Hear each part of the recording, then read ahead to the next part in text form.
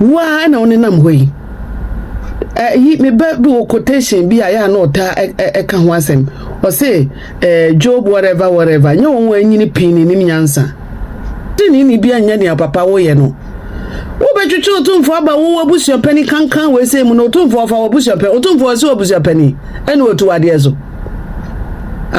ade abusia na hia na omo ayi nipa ba ko obedi abusia ne so no wo de ho tutu ye te se de wo ye obi ama Otumfuo no fa ho ben the whole kro no ekrampo no odi kro for kra nya Otumfuo ni tu omo manfo ni tu omo abusiafo ni tu omo ma no omdi odi kro si so kro ni tu omo na nka mpese abusia pani abusia na atnase ayi nipa ba ko se o medi ade no wo na wo do ho ko tutu Otumfuo ho se jise Otumfuo afọ abusia pani masa tro ho na fe bi fana yenye free akosha bempoma eye no obeye nenne tomorrow so ka ho